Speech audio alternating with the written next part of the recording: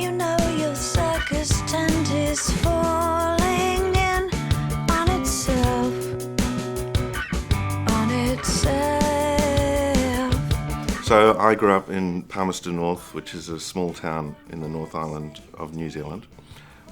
My father was a doctor, and so we lived all over the world when I was very young. We lived in Melbourne and Edinburgh and Sweden. But in my adult life, I escaped university and went to live in Italy for a couple of years. After that, I've lived all over the place. I've lived in almost every state of Australia. I've lived in Fremantle and South Australia and Adelaide and Sydney, then Melbourne, and then back in Sydney again. But Sydney's my real home. When you're a kid, life is so much simpler than when you're an adult. And you look to the role models that you had. And when I was at school, really, there were only two professions presented to me. You could either be a doctor, or you could be a lawyer, or if you were really unfortunate, you could be an accountant. So I guess I thought I was going to be a doctor or a lawyer. Yeah, blame yourself.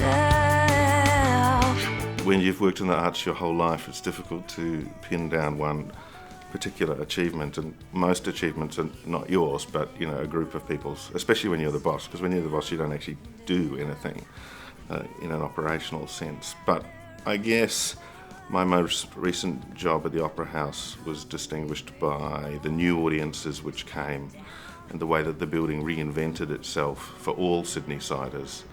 And also we did manage to get a very large amount of money, of $152 million, to build a large underground loading dock which will completely transform the way the building works, both for the public on the forecourt but also for the people working backstage. In the arts, my first full-time job was rescuing the New Zealand Puppet Theatre. I grew up in New Zealand and I had begun working in a freelance capacity in the arts. And the artistic director and the general manager of the New Zealand Puppet Theatre had had this huge fight, and both of them had walked out. And so there was nothing there. There was just a basement with a whole lot of puppets and me and a phone.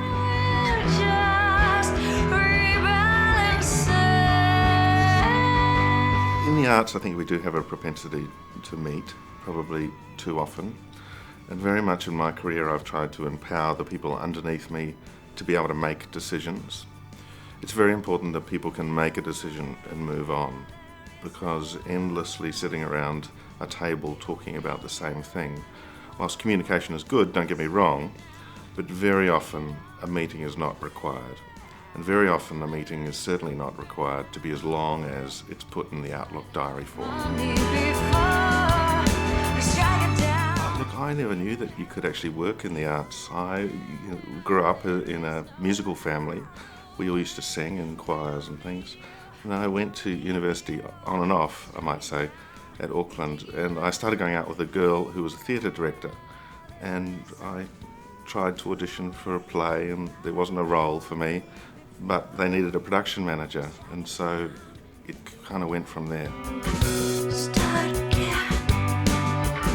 Start again. Entering the arts and entertainment industry is probably no different than entering any other industry. And the key to your success will be hard work.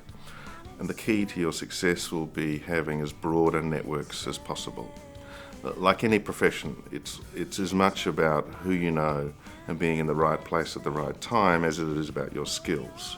I've always had the attitude that you can teach people skills, but you can't teach people personality or connections. So work hard, be bright, be interesting, but know people. When you work in the arts, it's really important for you to have a lot of energy, and it's really important for you to be inspiring when you're around people, especially if you're a boss, because the whole organisation lives from your energy. Unless you're creating it, you're not going to have the cohesion that you need. So my inspiration really comes, ironically, from my home life, which is much simpler. I have two children. I have one under one and one who's nearly 15, and going to Lady Gaga tonight. And it's their excitement at everyday life that makes me inspired. Then blame yourself.